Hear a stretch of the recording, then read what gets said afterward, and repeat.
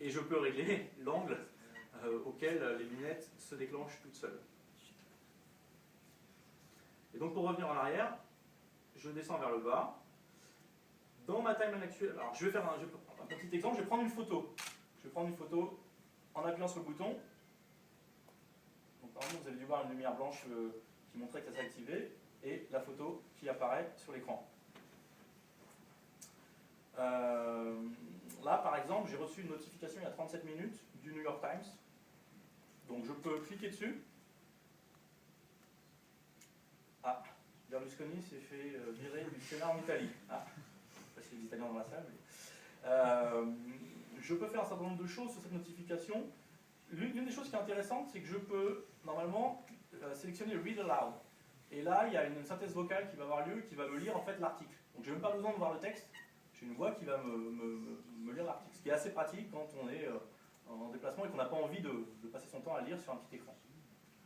Un autre exemple plus intéressant, alors je vais essayer d'aller... là c'est Mashable. Donc je peux soit faire lire l'article, soit le partager avec mes contacts. Je vais aller voir quelque chose d'un peu plus ancien, qui peut être plus intéressant. Alors ça ne va pas rendre très bien parce que ça va être saccadé, mais normalement, je vais aller voir une... Voilà. Là j'ai une notification de CNN. Et là, on me propose de faire play. Donc je vais cliquer dessus, si le réseau fonctionne bien.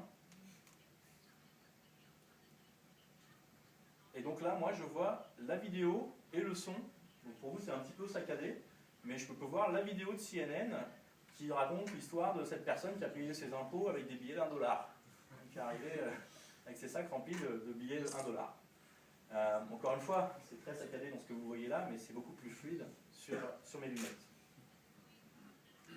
Voilà, je vais arrêter.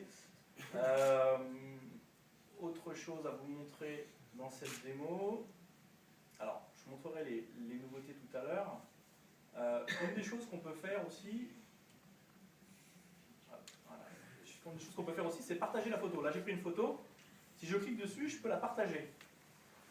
Là, j'ai accès à un certain nombre de contacts. Alors, j'en parlerai plus tout à l'heure, mais chaque application développée pour la Mirror API a un contact qui représente l'application. Et c'est le cas de ce contact-là à Who is this. Mais sinon, je peux me balader dans mes contacts Google+, et je peux choisir avec qui je vais partager la photo. Il suffit de le sélectionner. Qu'est-ce que je peux vous montrer d'autre pour le moment?